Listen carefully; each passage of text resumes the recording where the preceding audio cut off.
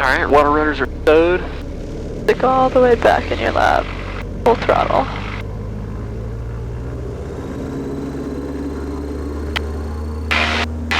There's that second rise.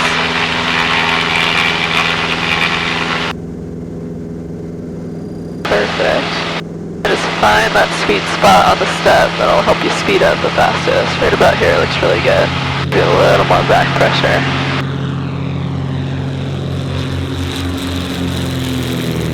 Perfect. This looks really good. And we're curving around using the terrain to our advantage. Climbing out over the water as much as we can. That's straight over there.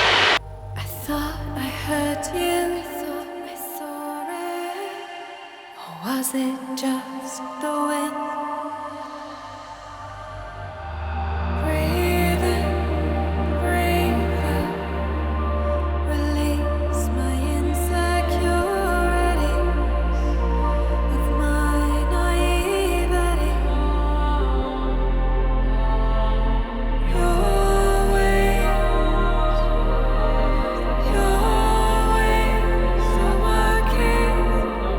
I've been in Alaska for about 2 weeks now, visiting my buddy Chris from Angle of Attack. We've done a ton of flying all over the south central part of Alaska and have seen some amazing sights along the way. This is part 9 of this 12-part Alaska series, so if you haven't seen 1 through 8, check out the playlist if you want to watch it from the beginning. We're back in Talkeetna, Alaska at a flight school called Alaska Floats and Skis. The operation here is nothing short of fantastic, with top-notch flight instructors like Sarah who love what they do, and there's even on-site lodging for when you're here doing your training. Chris and I are on our way north to the remote village of Bettles, about 35 miles north of the Arctic Circle, and that will be covered in a later part. One of our stops along the way northbound is Talkeetna, and we wanted to take advantage of our time here. In part 8, we flew up the Ruth Glacier into Denali National Park, and the views quite literally left us speechless. This is the next morning. After a night's rest in the lodge and a cup of coffee, I'm gonna go take my first seaplane lesson with Sarah. I have 0 seaplane time, so Sarah is going to walk me through some of the key tasks of operating a seaplane in different scenarios, or in our case, this 1958 Piper Pacer on floats. Welcome to part 9.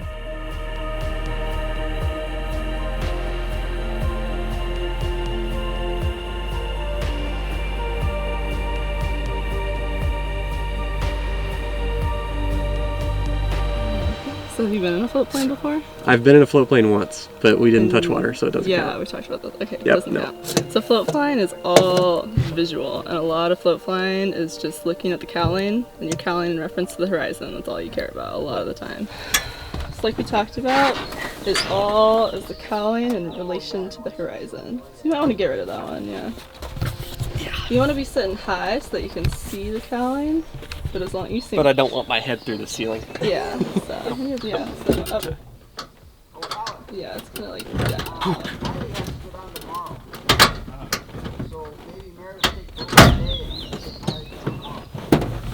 And make sure you can see the whole surface of the cowling. Yep, Okay. I got it. So my parents are both pilots, so I just grew up flying. I got my license when I was 17 and started flying floats when I was 18. Got about 600 hours now. About half of that is on floats. So I'm a CFI, just got my multi-commercial, and then I actually got my seaplane commercial first and then did my land add-on later. So this is a Piper Pacer. It's got a 150 horsepower engine in it.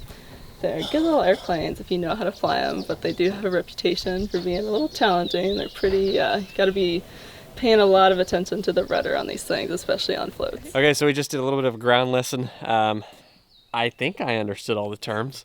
We'll see how it goes. It's an absolutely beautiful morning to fly. It's about 60 degrees. Scattered 6,000 is what the weather was saying at Talkeetna, but it's clear skies. The wind is calm. We might deal with some glassy water this morning, according to Sarah, so that might add a little bit of a challenge for an introductory float lesson, but it's going to be good. The weather is phenomenal. We're about to saddle up this Pacer and head out on the lake. I can go all the way up to both, and then... All right. Clear? Good.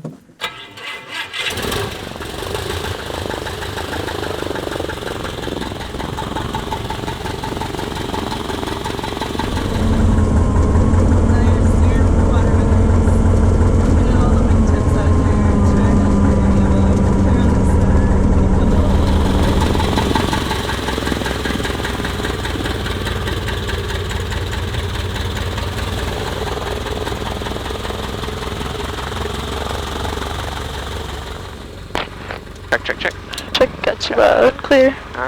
Okay, so another thing about this airplane, now that we're waiting for it to run up a little bit, so all the planes that we have these Garmin trackers in here. If we need to send an SOS signal, you gotta open this tab here, press that button for 3 seconds, it'll ask you to confirm the SOS message. If you don't confirm it, it'll still send. And that just sends a little ping of our location about every 5 minutes back to the office here. Gotcha. This is some very glassy water today. Yeah. All right. So, you feeling comfortable in the airplane? Yeah. I mean, it's in my head is like against the ceiling, but it's all right. Yeah. It's good. As we're taxiing out, you can bring the flaps all the way out. Do you like how also our checklist over there has brakes for taxiing? And before landing it says to pump the brakes. I feel like that's making fun of land pilots since I was holding the brakes when I hit the start. Okay, so cigars is controls. Controls is the C, so make sure the control is free and correct. If you have something else that you want to use, you can. No, not really. Okay, so let's see, free and correct. Eyes instruments, so we set our altimeter for field elevation here, which is about 375. G is for gas, so we have the fuel selectors over by your left knee. Okay, That's so we're on both. Your attitudes, your trim is up here on the ceiling. So we've got a run up now. So if there was a good amount of wind, we always want to do a run up into the wind. Since it's like calm out, we can do it. We'll just keep heading this direction. All right. Whenever we bring it up to speed, we're going to bring the stick all the way back into our lap, and that just helps protect the prop from any water damage. Gotcha. And then 1600, Yep. 15, 16. And watch this nose rise as you bring it up. Watch how it goes across the horizon up to like about mid-tree line in this plane. Yeah, so that's, if you look outside, that's what you want to see on landing. Okay. You don't want to see any water in front of you. You don't want to see the ground. You kind of want to be about half tree line. Yeah. Okay, that makes sense. All right, so let's check the mags. Left feels good, back to both. And the right feels good, back to both. Heartbeat responds well, good recovery. Anything else? Nope, that all looks good. All right.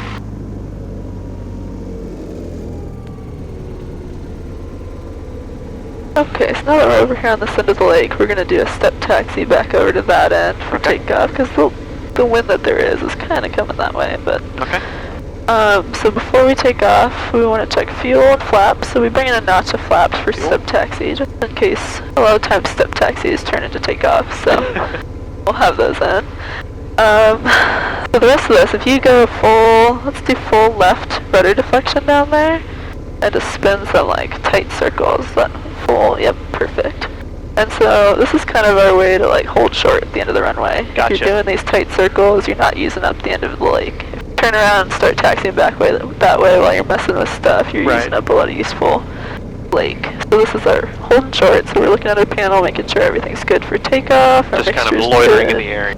Yep, and this also helps you clear the area before you do anything. So, you never know if there's paddleboarder, coming across the lake that we didn't see because we've been taxiing this way the whole time. Gotcha. So we've cleared the area.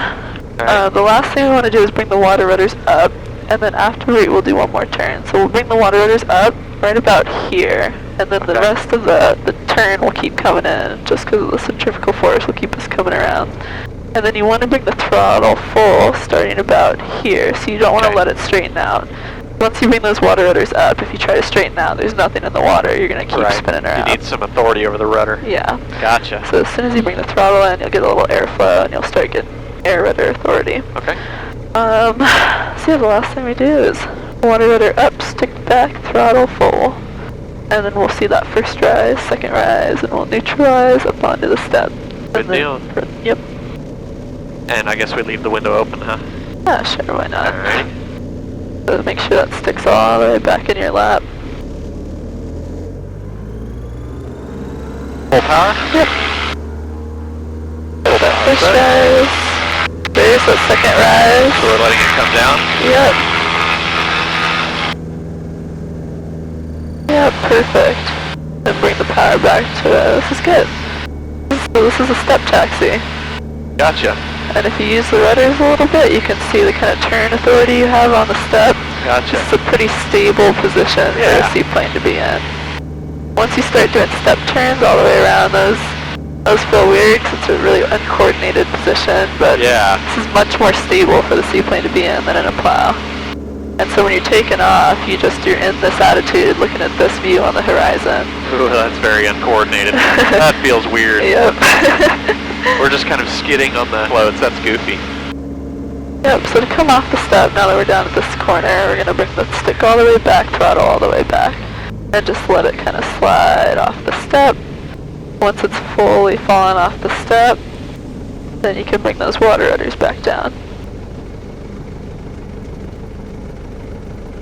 That's cool. Yeah.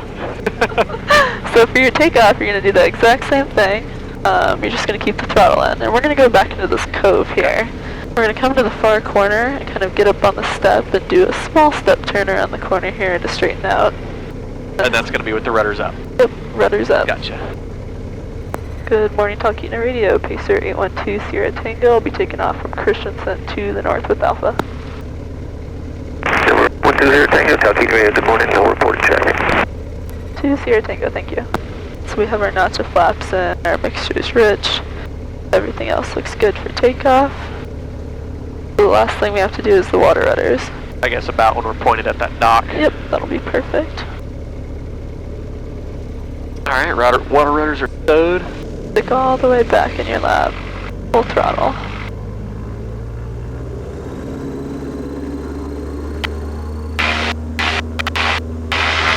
There's that second rise.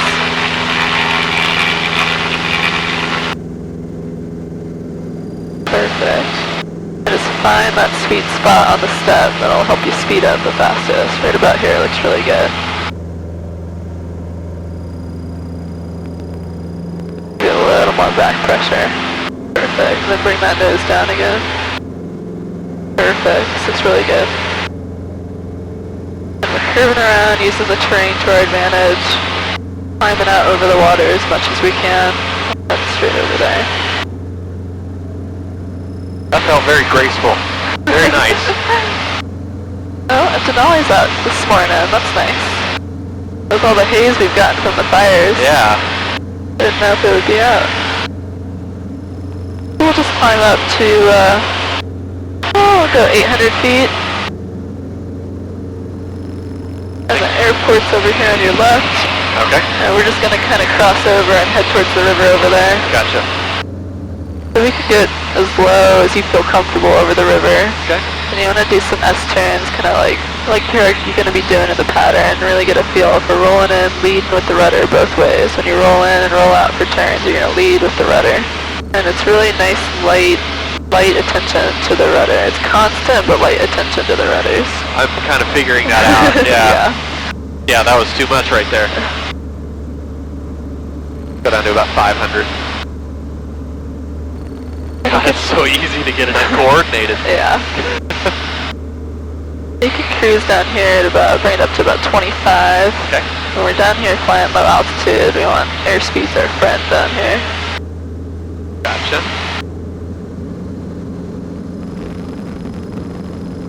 Cool, I can already tell you're a lot more comfortable with the rudder. I'm starting to feel better about it. I'm just like breathing on the rudder. Yeah.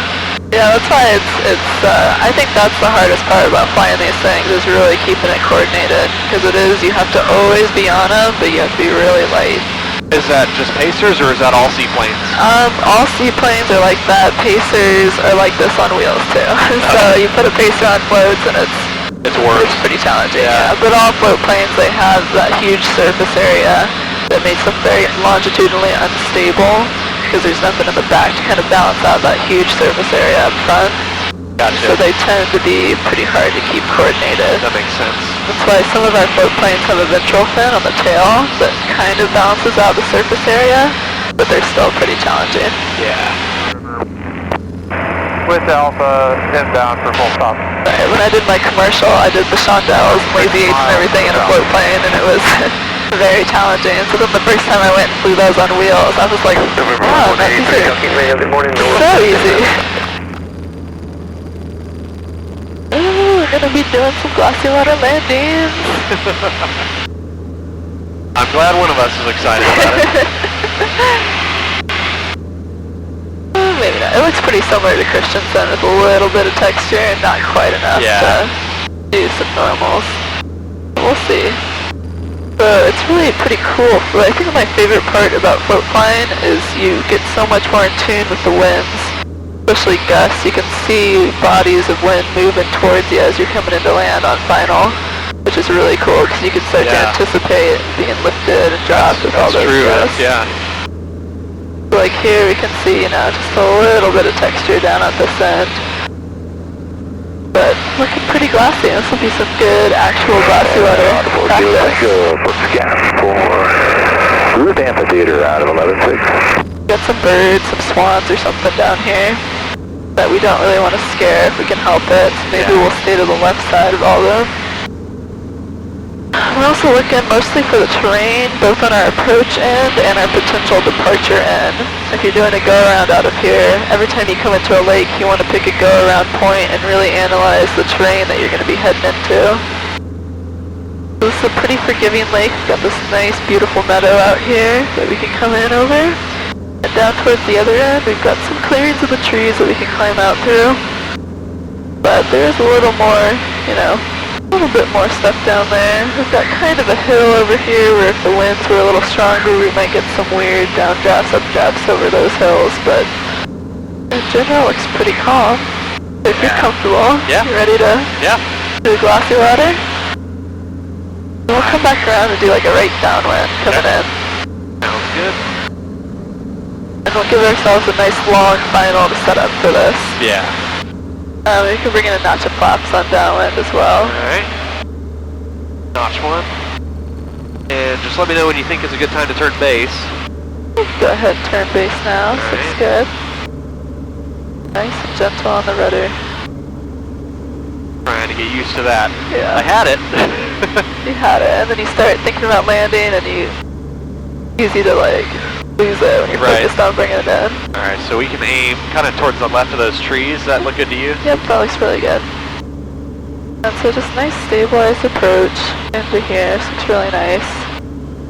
Especially since there's no trees down at this end, we want to set our landing attitude before we cross over.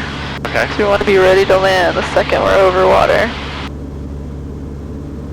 Rudders are up. Start to slow down a little bit more. And then, do we go second notch of flaps? Nope, just one notch of flaps. Okay. And you can reduce the power right here, bring it pretty much all the way back. And now keep coming in, and bring the nose up to the landing attitude that we saw earlier. And then bring that power back into about 2,000. A little more power. 4,000. And then you're just looking at your nose, and you're holding that power setting, keeping your wings nice and level, maybe glancing at your VSI. And just holding this all the way down. A little more power in here. A little more power. Yeah, perfect. Just hold this all the way down.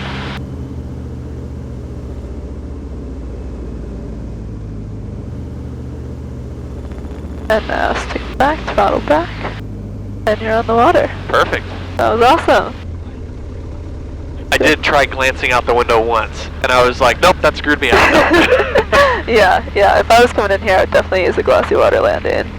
It's not purely glassy, but it is still very reflective. Yeah. So, and we're going to a little beach up here. It's kind of grown over a little bit, but it's nice and sandy. When we come into beach, so we need our water rudders down so that we can steer over towards it. But once we're coming in about to approach the beach, we want to bring those up just so we don't damage them. And then you just got to kind of judge when to pull the mixture so that you'll come in not too hard but not too soft. Yeah. Yeah, right about here I'd pull the mixture out.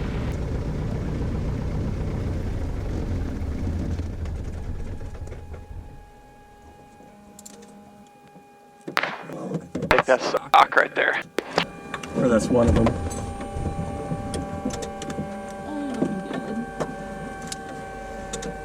Alright, I'm gonna bring those rudders up.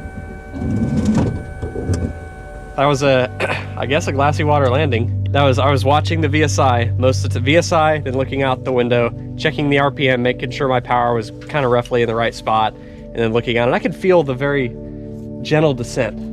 So I guess the trick is to just be patient with a glassy water landing. Don't be like, okay, time to land, you know. So that was cool. That was really, really cool.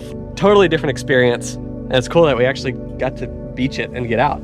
That's really neat. So how far from Talkeetna are we? Probably about 30 miles. We're on mountain frequency when we're over at this lake, so we're closer to all the stuff up in Denali Gotcha. than we are to Gotcha. Talkeetna. Very cool. Well, so far, I'm loving it. It's awesome. Absolutely awesome.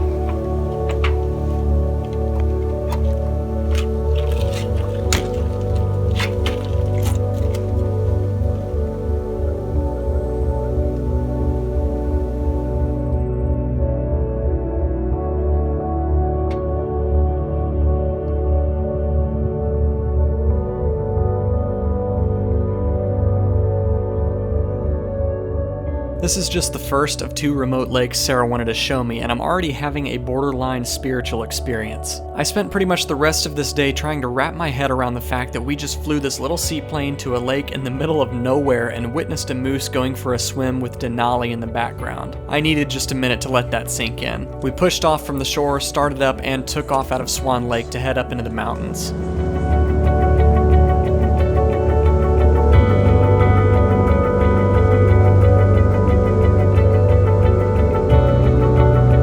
Sarah knows of a lake that introduces some extra challenges, and she wants me to experience a confined area landing and takeoff.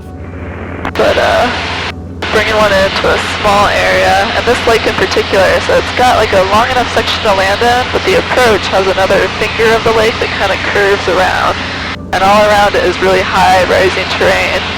So to approach the lake, you want to come in over the water, but stay high enough and not touch down until you straighten out. Gotcha. And so you kind of have to get over the water in order to get low enough to make the glassy water in that confined area. But you want to stay high enough, you want to have visual references on both sides so that you still have an idea of how high you are above the water. Gotcha.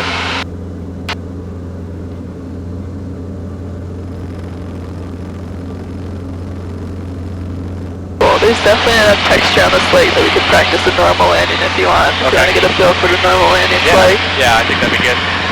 Yeah, definitely shallow on that end. Yep. Pretty sure the ripples are going that way. Yep, that looks about right. But if you want, we can turn this into a downwind. Okay. And come around to land. Slow yourself down. In this lake in particular, you really want to use the terrain to your advantage. Fly the terrain instead of flying like a square pattern. And the mixture is in. Everything looks good. And our water rudder's up for landing. Water rudder is up. Like I said, you're going to curve around this end of the lake, follow the terrain, and not get too low. You still want to stay about 10 feet or so off the water until you straighten out. Okay. And then it's pretty similar to a land plane. You want to come in towards the water, fly straight and level, and then really find that landing attitude. Are you talking about until we straighten out around the corner there? Once we straighten out, yeah. Gotcha. But you can see with the terrain here, if you try to come straight in, it's a pretty steep descent. That is a steep descent. Alright, we'll start to slow it down a little bit here. Perfect. You can bring that power pretty much all the way back, get yourself nice and slow, and keep coming towards the water. Once you're at an altitude that you like, you can bring that power back in, and just kind of hold it off right about here until we straighten out. A little more power, and now keep coming down towards the water. You can set that landing attitude and bring in a little more power to kind of soften out that landing once you straighten out. Perfect. And then stick back, throttle back.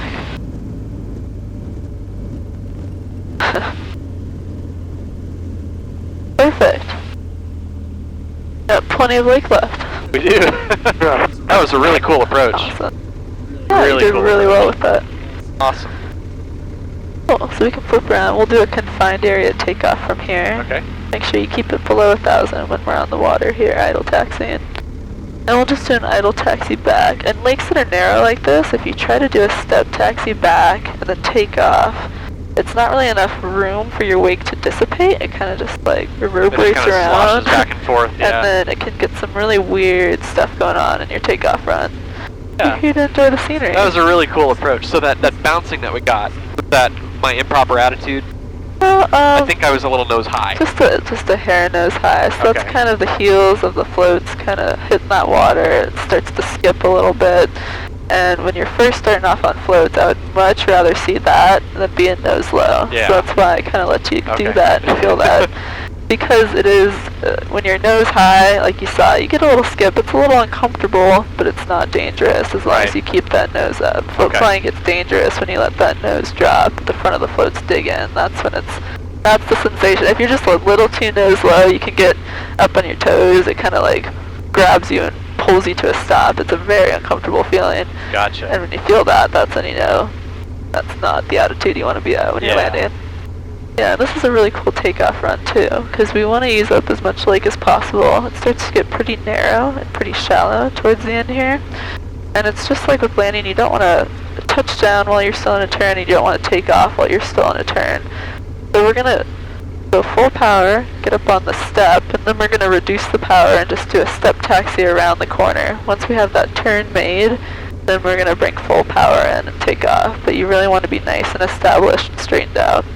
This one does not have as much turn clearance as the plane I usually fly. Yeah. But this looks good. Alright, water rudder up. Okay. Go all the way back.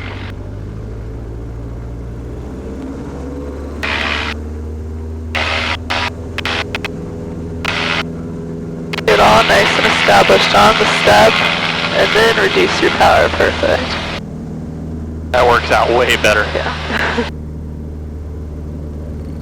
Then let this turn come around. Part of that too, as you can see on our landing, the texture of the water Yeah. kind of gives it a little bit of grip on the floats. And here we can go ahead and do full power, take off straight ahead. Take off power set. I'm just gonna hold it right here, let it fly itself off. That's Perfect. crazy how much it accelerates Yeah. when you break water. Yeah.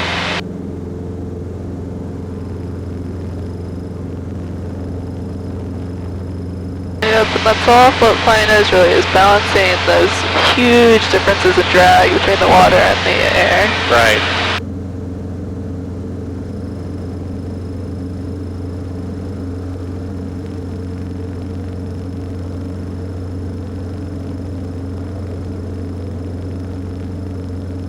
Come over towards the left side of this canyon.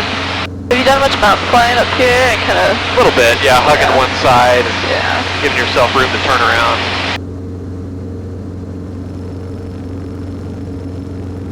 Chris really introduced me to a lot of it. Cool.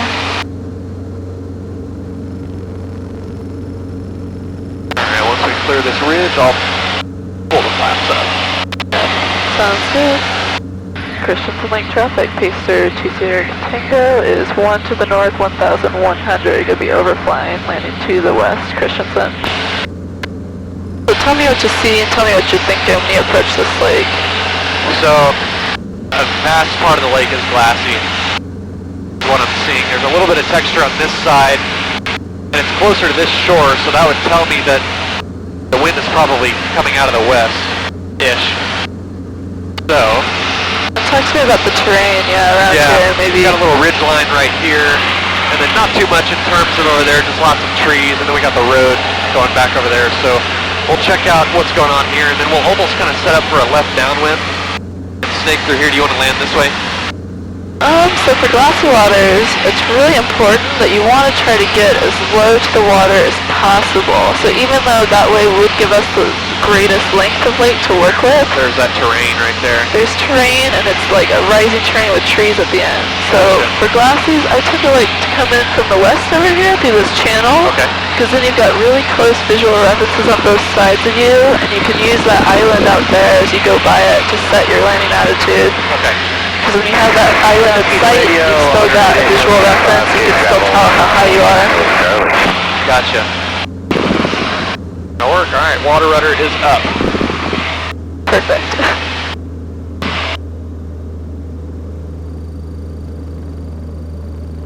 We are in the wide arc.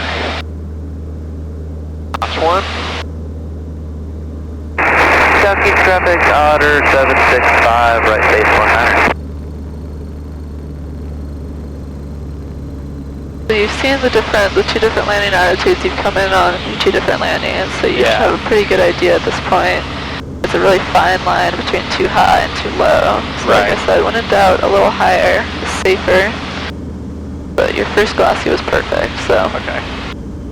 That gave me unnecessary confidence. So slow yourself down and get down really low, so I'd bring the power pretty much to idle. And you want to follow the cove kind of around. You want to get down through the trees, really work with the terrain around here. Okay. And yeah, keep it coming down, keep it coming down. We have our visual reference off our right side here. Keep it coming down, we still have visual reference. Here we set our landing attitude, bring that power back in. And now we're just holding this right here, perfect. A little bit of power. That was a little hard. Southeast traffic Stick 735, back and 119. power back, all the way back. So you really have to bring that power in. Yeah, I didn't add enough of it right there. Because as soon as you set that landing attitude, you've got a pretty high angle of attack, and you lose a lot of lift real quick. Yeah, I immediately noticed that, and I was like, power, Josh, power. Yeah. Didn't do it. It worked. Alright. Fine. We got on the water. Well, that's good. You need it, like, during training, you need to screw up a landing. That's all good. This is the hard part, docking. docking, Yeah, this is the hardest part of the whole fight, for sure.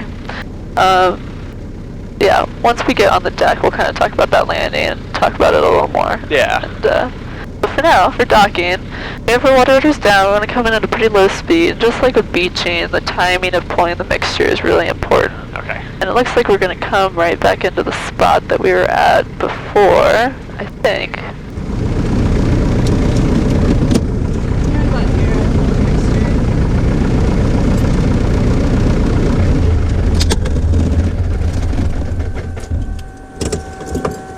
Put the mags on the dash so that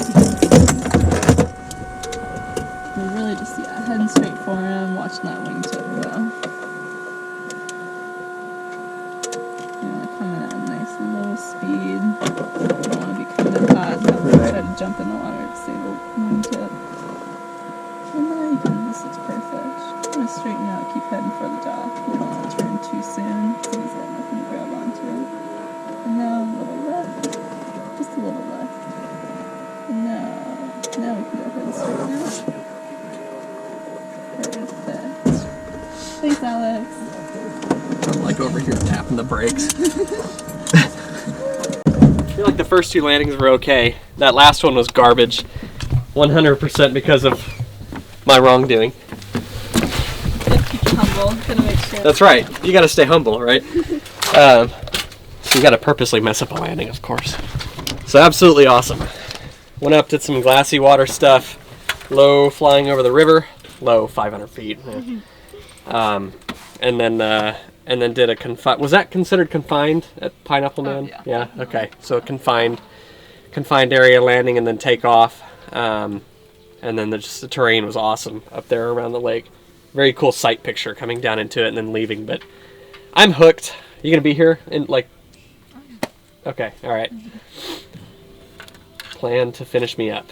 Oh, just like one more flight, you'll be fine. You think that's it? One more flight. Oh.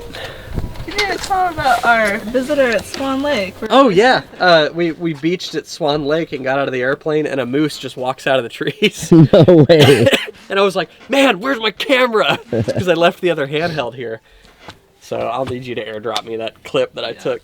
But yeah, the beach, I'd been there like a week ago, and there was bear tracks all over that beach last time I was there. So I heard the rustling, and I was like, okay, let's get in the plane now. And then it was a moose. And it's just a moose. Yeah. Kind of walked out, looked at us. I was like, all right. And then he walked out in the water and was eating stuff. And then we fired up turned the airplane around, fired it up, and he just kind of like looked up, chewing, and then went back to what he was doing. I appreciate your instruction. It was very insightful. I pretty much understood everything you were explaining. Applying it is a different thing. But yeah, I mean, everything seems pretty intuitive. There's a couple things, like muscle memory things, that I could tell that I was definitely falling prey to, like trying to juice the throttle on the taxi, on the idle taxi and stuff. Yeah, always happens. And then what else? Flaring. Like I still was trying to flare even on that one, and it was just like, to me, I knew I needed to add power. I even thought about it. I was like, I need to add power, but it was like muscle memory wasn't letting me do it. So Yeah, it's just stuff that takes practice. For sure. It surprises people how much power they set that lane attitude and they bring that power in, and it's always just not quite enough because as soon as you set that attitude, you start falling pretty quick. Right, So. and that's exactly what happened on that one. I just didn't add nearly enough power. So on a confined area landing, you want to use full flaps. But here we didn't because it was glassy. Yes. So on a glassy landing, you want to use notch 1 in this airplane, and that's it. Yep. Well, I appreciate it. That was a blast. I'm hooked now. Now I've got to finish, right? Flying a seaplane presents a whole new world of challenges that we don't even have to consider on wheels. Chris and I were only here for the morning, so we can't stick around all day, otherwise I would have planned to just finish up the training with Sarah, but I'll be back soon enough. I'm hooked. Sarah's instruction was incredibly insightful, and the overall way she instructs is very laid back yet effective, so I'll certainly be seeking the remainder of my instruction with her when I return to Alaska. In part 10, Chris and I will continue our journey north to the remote village of Bettles, but we need a pit stop for lunch, and PB&J sandwiches in the middle of nowhere sounds good to us. Subscribe and turn on notifications so you don't miss that one. If you like this video, definitely give it a like and comment down below, and if you'd like to support this channel, you can shop merch and gear at aviation101.com/store. Until next time, I want you to stay happy, stay healthy, stay current, but most importantly, stay proficient. We'll see you in part 10. Fly safe.